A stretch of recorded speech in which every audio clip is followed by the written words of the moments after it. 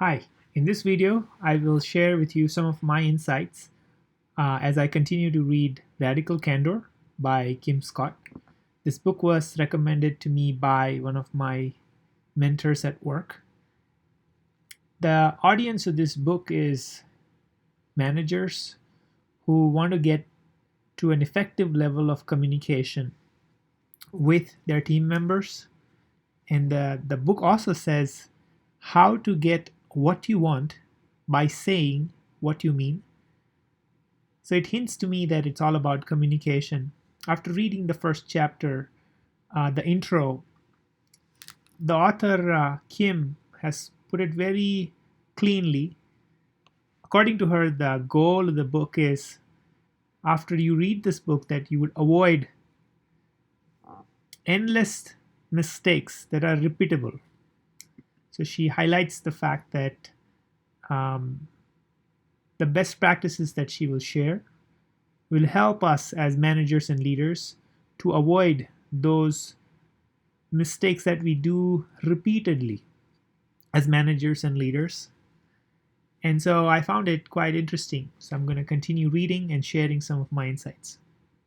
The number one thing that I found from reading the intro was how important it is for managers to focus on building trust with your direct reports. And it's much more important than power and authority, and that your deeper relationships with all of your individual team members, how deeply you care about them, is going to be the basis of you to work together much more effectively, to communicate much more effectively. So the focus has been on building trust, and we will go into in the next few videos as to what does she mean by building trust and building those deeper relationships. One other key takeaway from this first intro for me was how she shared that there are three big chunks of time that she spends her week in. So 10 hours a week is what she spends for managing team.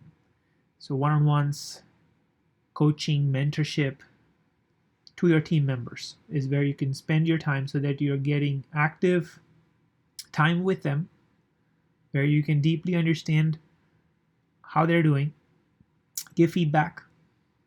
15 hours a week for unpredictable things. As manager, you have to constantly balance unpredictable requests that keep coming in, issues that happen, and so you're constantly making sure that you have dedicated time for that.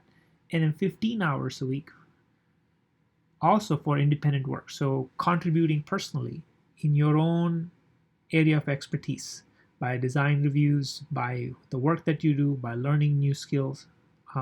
So working on yourself is another 15 hours. So close to 37% for unpredictable work, 37% for independent work, and close to around 25% for managing teams.